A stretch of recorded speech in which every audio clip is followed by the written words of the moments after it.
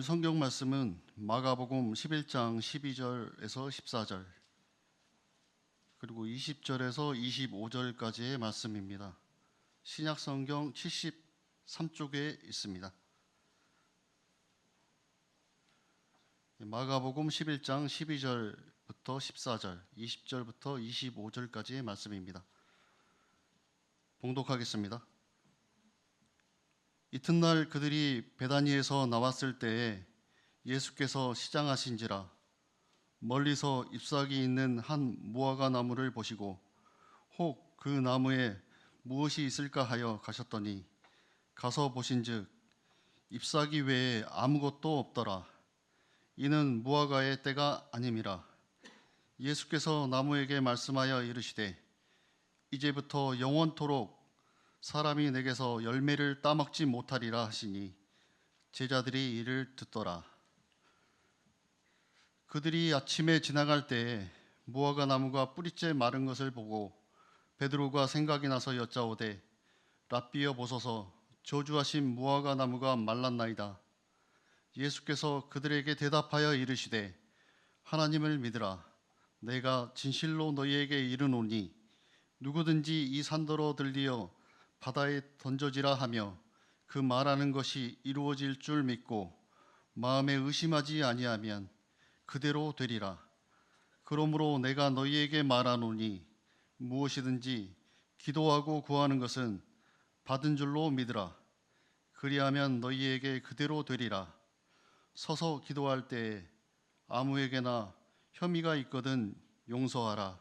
그리하여야 하늘에 계신 너희 아버지께서도 너희 허물을 사하여 주시리라 하시니라. 아멘.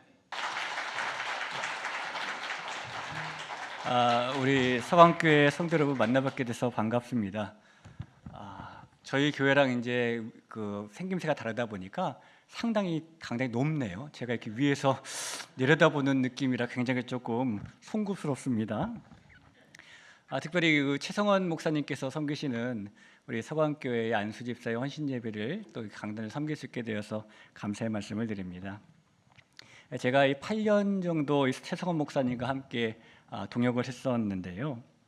제가 본 최성원 목사님은 아마 여러분들께서 더 잘 알고 계시겠지만 정말 착한 분입니다. 다른 것도 굉장히 뛰어나신데 정말 착한 분이에요. 목회자의 성품 가운데 가장 중요한 성품이 저는 착한 거라고 생각을 합니다. 그러면서 정말 훌륭한 목회자셔. 오늘 우리 최 목사님보다 제가 조금 부족하지만 여러분과 이 시간에 잠시 말씀을 좀 나눌 텐데요. 하나님께서 우리 서강교회 위에 또 안수집사회 위에 또 귀한 은혜 주시길 간절히 축원합니다.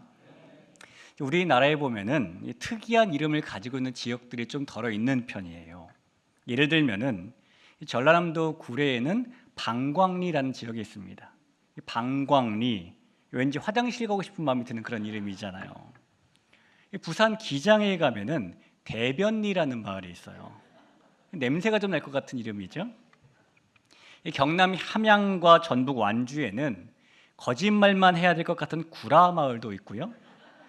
충북 단양과 전북 순창에는 대가리라는 동네도 있습니다. 충주, 익산 여러 곳에 지명을 부를 때마다 민망하게 느껴지는 야동리라는 마을도 있어요. 심지어 무주에는 사탄마을도 있습니다. 그런데 이런 지역들이 그 지명이 다소 특이해 보이기는 하지만 사실 알고 보면은 이름만 그럴 뿐이지 이 지명의 실제 의미는 좋은 경우가 대부분입니다. 앞서 말씀드린 방광리는 빛을 발하는 마을이다라는 그런 뜻이고요. 이 구라 마을은 9명의 라씨가 살고 있는 마을 이런 뜻이고, 대가리라는 동네는 큰 것을 더하는 마음, 또 크게 아름다운 마을 이런 뜻을 가지고 있습니다. 야동리는 대장간 야자에 고을 동자로 대장간이 있는 마을이라는 뜻도 되고요. 또 들판 야자를 써가지고 들판이 있는 마을 이런 뜻도 됩니다. 이렇게 우리나라의 지역들에 보면 재미있는 의미가 있는 지역들이 있는 것이죠. 그런데 여러분, 우리나라만이 아니라 이스라엘에도 그 지역마다 이름에 뜻이 있습니다. 예루살렘은 하나님의 거처, 그래서 평화의 근원이라는 뜻이 있고요. 베들레헴은 잘 아시는 것처럼 빵집이라는 뜻을 가지고 있죠. 예수님께서는 예루살렘에 오실 때마다 가까이에 있던 베다니와 벳바게를 자주 지나셨는데 그 벳바게와 베다니는 어떤 의미를 가지고 있는 마을일까요? 오늘 우리가 이 베다니와 벳바게라는 마을의 의미와 관련되어 있는 성경의 말씀을 같이 좀 상고할 겁니다.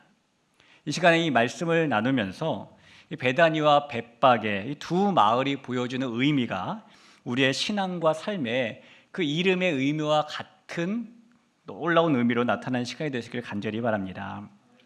오늘 말씀은요, 예수님께서 이 땅에서의 마지막 한 주간을 보내시면서 겪으셨던 두 번째 날과 세 번째 날에 있었던 사건에 대한 이야기예요. 나귀 새끼를 타시고 사람들의 환영을 받으시면서 예루살렘에 들어가셨던 그 첫 번째 날 저녁에 예수님께서는 모든 환호를 뒤로 하고 베다니로 나가셔서 밤을 보내시게 됩니다. 그리고 두 번째 날이 되자 예수님께서 다시 제자들과 함께 예루살렘에 가시게 되었는데 이 가시는 길에 시장길을 느끼셨어요.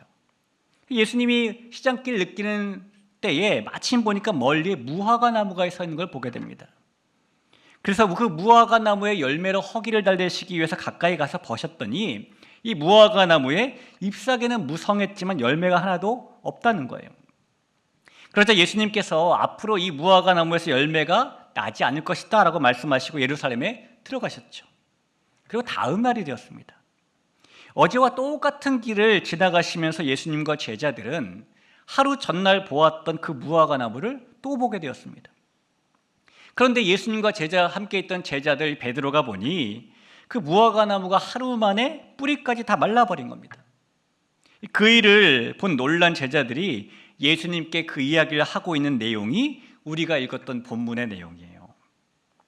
오늘 이 본문의 말씀 보시면서 어떤 분들께서는 예수님께서 너무 야박하시다 이런 오해를 하실 수도 있을 것 같아요.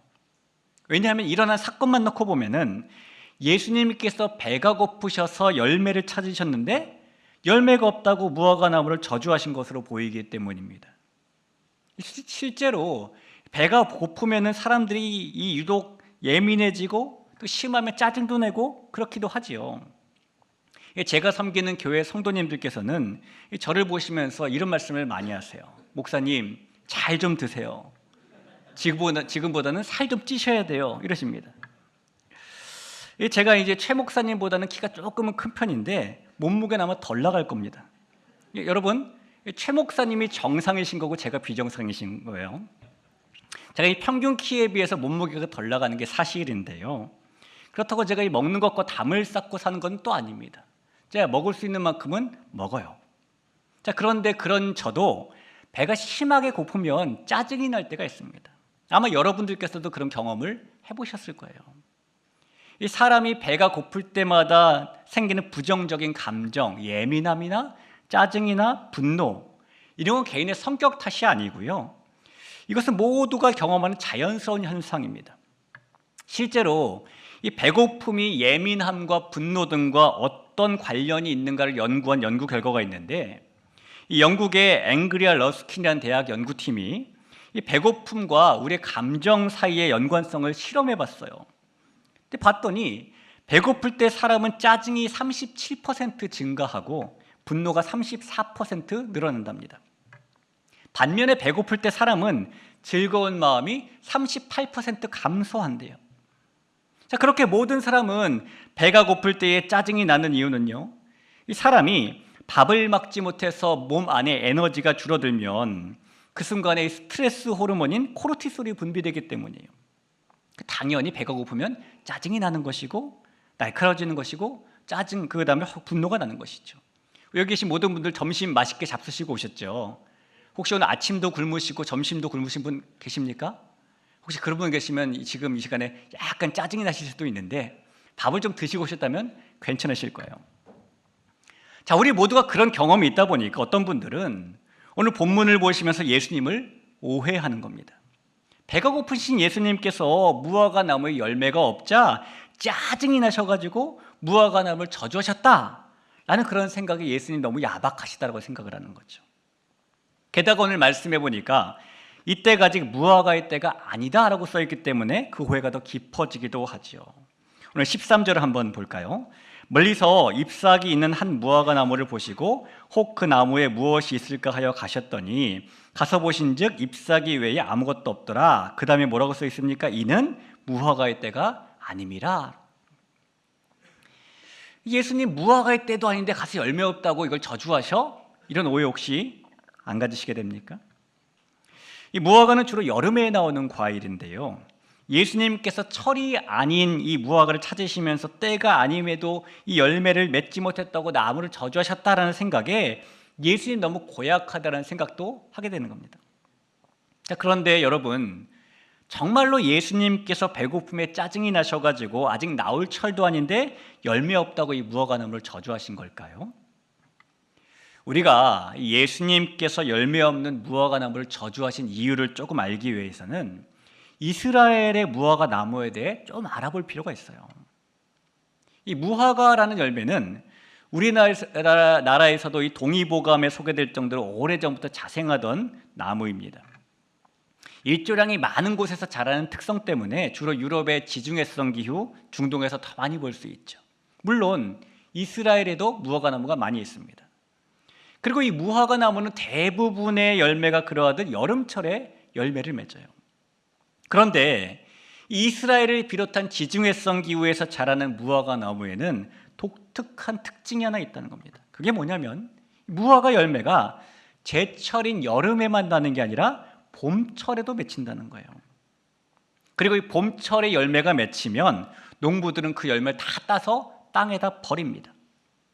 그렇게 해야 제철인 여름이 될 때 무화과 나무가 다시 실하고 맛있는 열매를 맺기 때문이에요.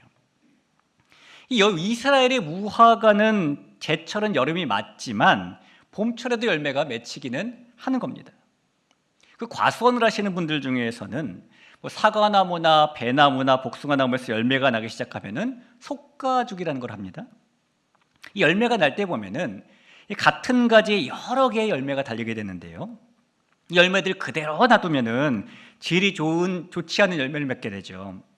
그래서 열매 하나만 남기고 나머지는 잘라버리는 것, 그것이 속가죽입니다. 그런 속가죽과 비슷하게 무화과 나무는 봄철에 열리는 그 열매를 모두 따서 버려야만 여름에 좋은 열매가 맺혀지는 거예요. 그래서 이스라엘 농부들은 봄철에 열매가 맺히면 다 땅에다가 따서 버렸어요. 그런데요, 2000년 전에 이스라엘에 있던 무화과 나무의 주인들은 굳이 봄철에 나온 무화과 열매를 직접 따서 버릴 필요가 없었습니다. 왜냐하면 일부러 따서 버리지 않아도 가난한 이스라엘 백성들이 자신들의 허기진 배를 채우기 위해 그 맛없는 열매를 따먹었기 때문이에요. 이 과거에 우리나라에 아주 먹을 것이 귀하던 시절에 지난해 추수했던 쌀이 떨어지고 보리가 나오기 전까지 먹을 것이 없어서 절대적인 가난을 겪어야 됐던 무슨 고개가 있었죠? 보릿고개가 있었죠. 아마 이 자리에 계신 분들 중에도 보릿고개를 겪으신 분이 계실지 모르겠습니다. 우리나라의 서울 같은 경우에는 1950년대까지, 지방 같은 경우에는 60년대 중반까지 보릿고개가 있었다는 기록이 있어요. 아마 그 시절을 겪으셨던 분들은 정말 먹을 것이 없어서 힘들었을 거예요. 그 보릿고개가 얼마나 먹을 것이 없던 때였는지 여러분 이런 노래 아시죠? 아야 뛰지 마라. 왜요? 배 꺼지니까요. 요즘에는 사람들이 저녁을 배불리 먹고 소화시킨다고 걷기도 하고 뛰기도 합니다. 그런데 그때는 소화가 되면 안 되니까 뛰면 안 되는 거예요. 그러니까 얼마나 굶주림에 시달렸던 때인지 우리가 상상이 되는 것이죠. 이 보릿고개는 허기진 배를 채우기 위해서라면 풀뿌리나 나무 껍질까지 말 그대로 초근 목피까지 벗겨 먹어야 됐던 그런 시절입니다. 그런데 2000년 전 이스라엘의 봄철은 우리나라가 겪었던 보릿고개와 똑같은 상황의 계절입니다. 이스라엘의 주식인 밀은 5월부터 추수를 시작해요. 그리고 여름인 8월 정도가 되면은 무화과와 포도를 수확하고 9월에는 석류를, 10월에는 올리브를, 11월에는 대추야자를 수확합니다. 그리고 나면 12월부터 다음 해 5월까지는 이 겨울과 봄에는 곡식이나 열매가 나오지 않는 겁니다. 그러다 보니 과거 이스라엘 사람들도 겨울을 지내고 봄철이 되면 우리의 보릿고개와 똑같던 춘궁기를 맞을 수밖에 없었어요. 그런데 그 춘궁기에 이 무화과 나무에서 먹지 못하고 따서 버려야 되는 봄철 열매가 맺히는 겁니다. 이 봄철 열매는 다른 때라면 줘도 먹지 않는 그런 버리는 열매입니다. 그러나 이 춘궁기에 배를 곪고 있던 가난한 이스라엘 백성들에게는 이 봄철 무화과가 자신들의 허기진 배를 달래줄 수 있는 고마운 선물인 것이죠. 그래서 구약성경 이사야서에도 보면 그 모습이 묘사되어 있어요. 이사야 28장 4절인데요. 우리 말씀 괜찮으시면 같이 한 목소리로 한번 읽어볼까요? 읽겠습니다. 그 기름진 골짜기 톡대기에 있는 그의 영화가 쇠잔에 가는 꽃이 여름 전에 처음 익은 무화과와 같으리니 보는 자가 그것을 보고 얼른 따서 먹으리라. 여름 전에 처음 익은 무화과, 그럼 무슨 철에 맺힌 것이죠? 봄철에 맺힌 겁니다.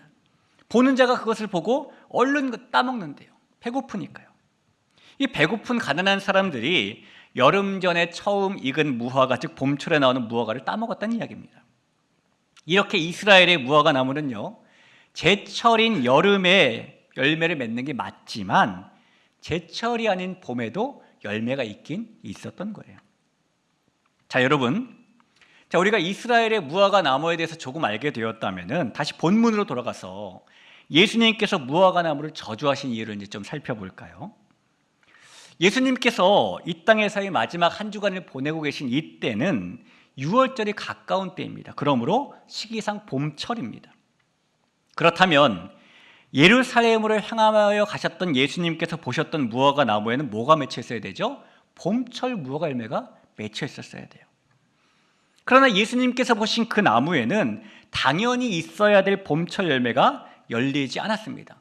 비정상적인 나무였다는 겁니다. 또한 무화과 나무는 봄철 열매가 아니라 여름철 열매가 맺힐 때 잎사귀가 나요.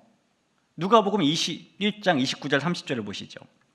이에 비유로 이르시되 무화과 나무의 모든 나무를 보라. 싹이 나면 너희가 보고 여름이 가까운 줄 자연히 안다라고 말하죠. 이 말씀에서 싹이 나면이라는 말이 잎사귀가 나면이라는 의미예요. 잎이 나면서 여름이 오는 겁니다. 여름이 되면 무화과 나무는 잎이 무성해지고 그때 실한 열매가 맺히는 것이죠.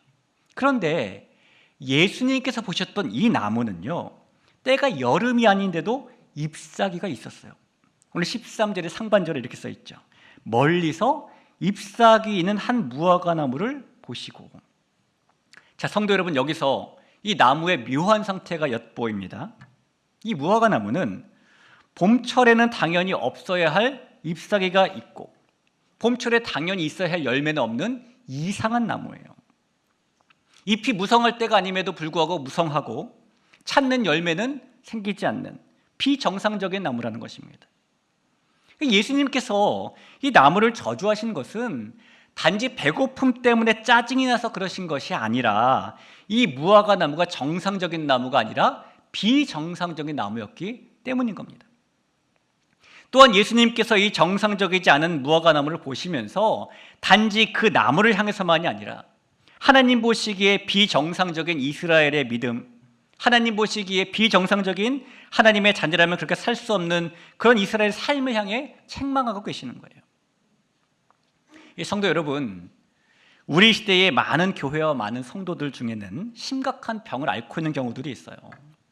그 병은 없어야 할 잎사귀는 무성하지만 예수님께서 찾으시는 있어야 할 열매는 단 하나도 없다는 정상적이지 않은 무화과 나무와 똑같은 병입니다. 오늘날 우리 모두는 옳고 그른 것을 힘을 다해 분별하지 않으면 살기 힘든 세상에 살고 있죠. 우리 모두가 선과 악의 개념이 흐려지고 정직과 거짓의 경계가 무너지고 정상적인 신앙과 비정상적인 신앙이 혼재하는 세상에 살고 있어요. 그러다 보니까 우리가 때로 없어야 할 잎사귀는 무성한데 있어야 할 열매는 맺지 못하는 비정상적인 무화과 나무가 되기도 합니다. 하나님을 영화롭게 하라고 창조되고 부름받았지만은 하나님을 영화롭게 하기보다는 자기 자신을 영화롭게 하는 비정상적인 무화과 나무가 되기도 하고요.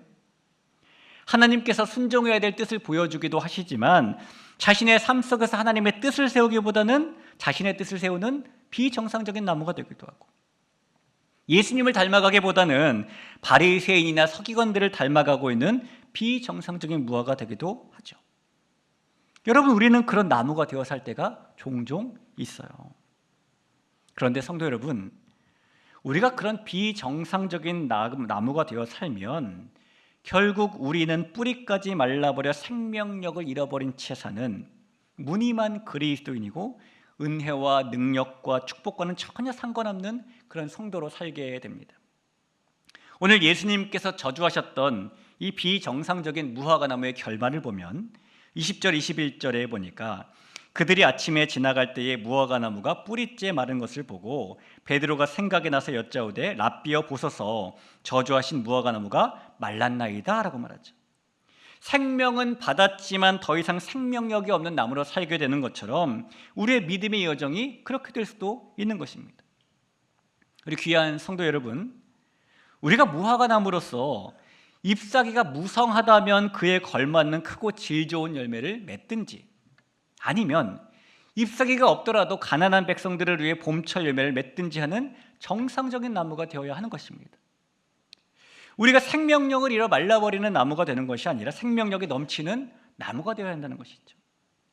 이 자리에 계신 서강교회의 우리 모든 성도님들, 또 헌신 예배를 드리고 계시는 안수 집사님들, 예수님께서 찾으시는 그런 정상적인 나무가 되시길 주님의 이름 부탁을 드립니다. 자, 그럼 여러분, 어떻게 하면 우리가 그런 정상적인 나무가 될 수 있을까요?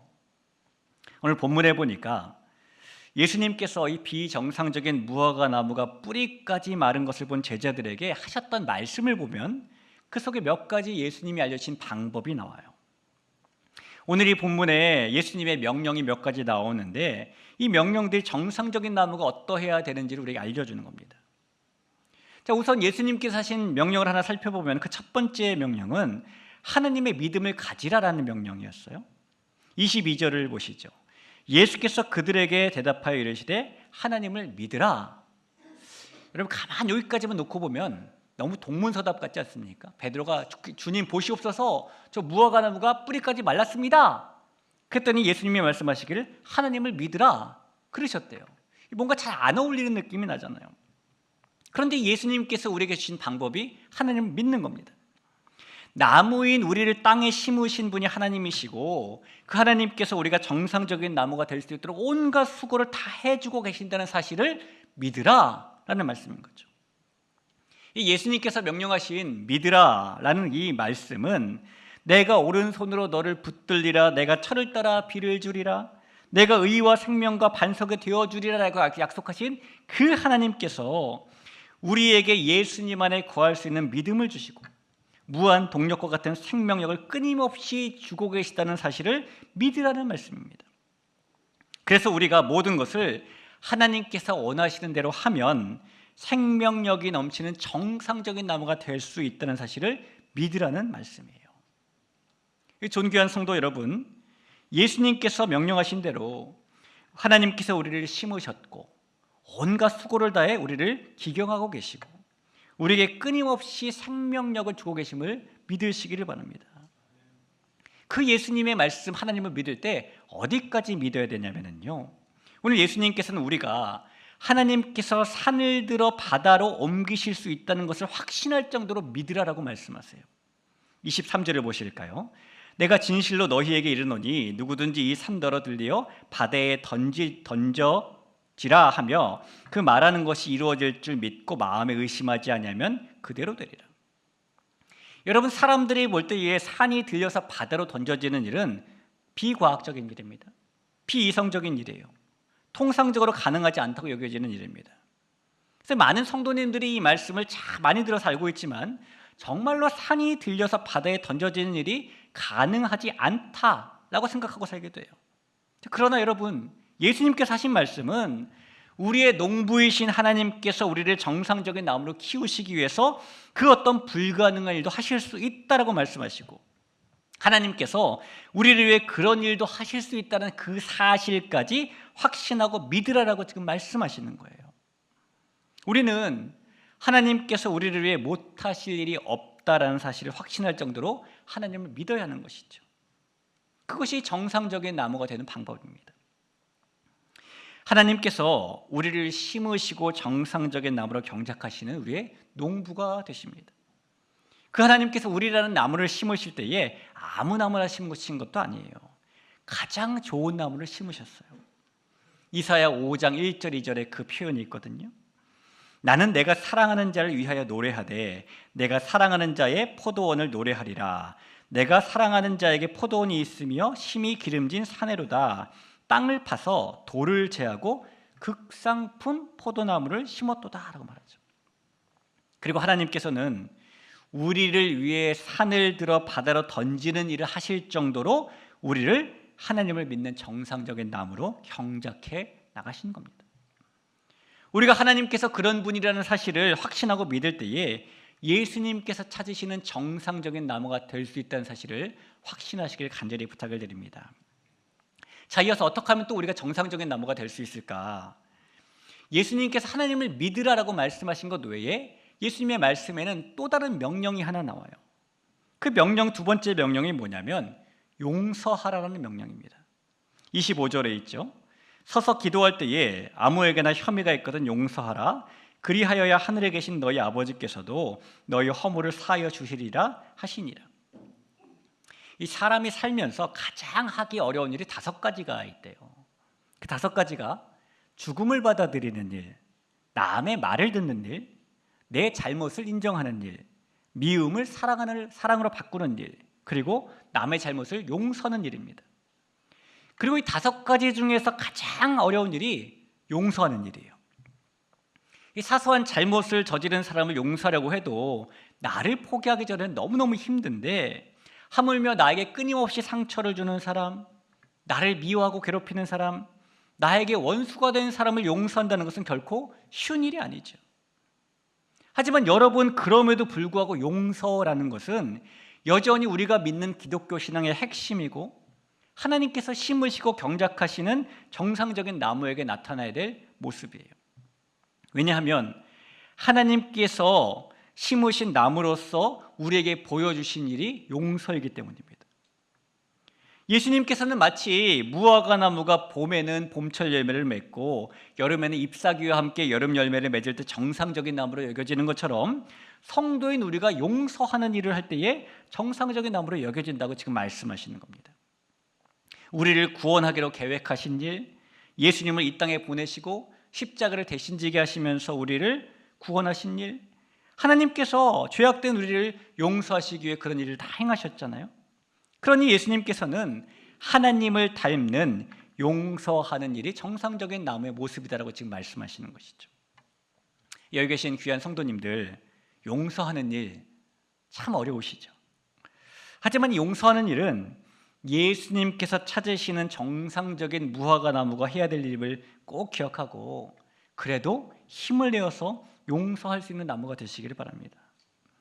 용서하는 일을 하다가 너무 어렵고 힘이 들면은 산을 들어서 바다로 던질 수 있는 그 하나님께 우리에게 새 힘을 달라고 기도하시기 바라요. 그럴 때 우리가 예수님께서 찾으시는 정상적인 무화과 나무가 될 수 있음을 잊지 않으시길 간절히 부탁을 드립니다. 여러분, 오늘 이 말씀을 우리가 같이 시작을 하면서 우리가 몇몇 지역들의 이름을 살펴보고 그 지명들이 가지고 있는 의미를 잠깐 살펴봤었죠. 그런데요, 그런 지역들을 보면 어떤 마을은 그 이름에서 마을의 특징이 엿보이는 경우들도 있어요. 예를 들어 보면 전주와 거창에는 성육골이라는 마을이 있습니다. 성육골에는 뭐가 많을까요? 석류가 많겠죠. 이 대전이나 아산이나 부산에는 온천동이라는 동네가 있습니다. 온천동은 무엇이 많을까요? 온천이 많습니다. 잘 아시네요. 삼척에는 고사리라는 동네가 있어요. 여기 뭐가 많을까요? 고사리. 여러분께서 잘 아시는 이 구름산, 여기 뭐가 많은 곳이죠? 구름이 많은 곳입니다. 구름이 많아서 또 구름 속까지 산이 솟아있다 그래서 이름이 구름산이라면서요. 그런 것처럼 성경의 지역들도 그 마을의 특징이 이름에 반영되는 경우가 있어요. 자, 우리가 앞서 무화과 나무의 열매에는 봄철에 열리는 열매가 있고 여름철에 열리는 열매가 있다고 그랬죠. 근데 이 봄철 무화과 열매와 여름철 무화과 열매를 부르는 이름이 다릅니다. 봄철 무화과는 히브리어로 파게라고 불러요. 여름에 맺히는 무화과 열매는 히브리어로 테헤나라고 부릅니다. 그리고 그 무화과의 특징이 잘 반영된 마을이 바로 베다니와 벳바게가 되는 거예요. 이 벳바게는 집이란 뜻의 벳이라는 말하고 파게가 합쳐진 말입니다. 벳바게는 파게의 집이란 뜻이에요. 파게는 조금 전에 말씀드린 것처럼 봄철에 맺히는 무화과의 열매 이름입니다. 그러면 이 벳바게는 뭐가 많은 마을일까요? 봄철에 맺히는 무화과 열매, 그 무화과 나무가 많은 마을이 벳바게인 겁니다. 베다니는 역시 집이라는 뜻의 베트와 테헤나가 합쳐진 이름이에요. 그래서 베다니는 테헤나의 집이란 뜻인데 테헤나는 여름철에 맺히는 무화과 열매의 이름이죠. 이 베다니는 유난히 여름철에 맺히는 무화과 열매가 많은 동네인 것입니다. 자, 성도 여러분, 그 이름에서 엿볼 수 있는 것처럼 벳바게와 베다니는 거기에는 오늘 예수님께서 보신 무화과 나무 외에도 수많은 나무들이 있었다는 거예요. 예수님께서 예루살렘에 가시는 길에 무화과 나무 딱 한 개 있었던 것이 아닙니다. 특별히 벳바게 근처에 가셨으니까 봄철 무화과 열매를 맺는 나무들이 참 많았어요. 그리고 대부분의 정상적인 나무들은 봄이 되면 봄철 열매를 맺었고 여름이 되면은 잎사귀와 함께 여름철 열매를 맺는 나무들이었습니다. 그런데 그곳에 봄철인데도 봄철 열매를 맺지 않고 그리고 자기 혼자 여름인 것처럼 잎사귀를 내었던 비정상적인 무화과 나무가 하나 있었던 것이죠. 그리고 예수님께서는 그 나무를 저주하시고 그 나무는 결국 말라버립니다. 그러나 여러분, 우리는 뿌리까지 말라버린 그 비정상적인 나무와는 다르게 봄철에는 파게를 맺고 여름철에는 잎사귀와 테헤나를 맺는, 그래서 예수님께서 찾으시는 예수님의 나무가 되어야 합니다. 하나님께서 우리를 위해 무엇이든지 하실 수 있는 농부이심을 믿고 그 하나님을 따라 용서하는 일을 하고 우리는 그렇게 예수님의 나무, 정상적인 무화과 나무가 되어야 하는 것이죠. 예수님의 성도, 정상적인 성도가 되어야 하는 것입니다. 그럴 때 우리의 인생이 예수님을 위한 봄철 무화과, 파게가 풍성한 집 벳바게가 되는 것이고, 그럴 때 우리의 인생이 예수님을 위한 여름철 무화과, 테헤나가 가득한 집 베다니가 되는 겁니다. 그리고 생명력을 가지게 되는 것이고 새롭게 되어서 모든 것을 가지는 축복의 인생을 살게 되는 거예요. 오늘 특별히 헌신 예배를 드리시는 서강교회를 든든히 바치고 계시는 안수 집사님들, 이 자리에 계신 장로님들과 권사님, 모든 집사님들, 여러분들을 통해서 하나님께서 이 교회를 또 인근 지역을 하나님의 나라로 아름답게 바꿔 나가시는데, 여러분 중에 하나님께서 찾으시는 예수님의 나무, 이 봄철에 파게를 맺고 여름철에 테헤나를 맺는 이 나무들이 많아지면 많아질수록 하나님께서 더 풍성하게 교회와 이 광명을, 인근 지역을 하나님의 나라로 바꿔 나가시겠죠. 이 자리에 계신 모든 분들이 그런 예수님의 나무가 되실 수 있기를 주님의 이름으로 축원합니다.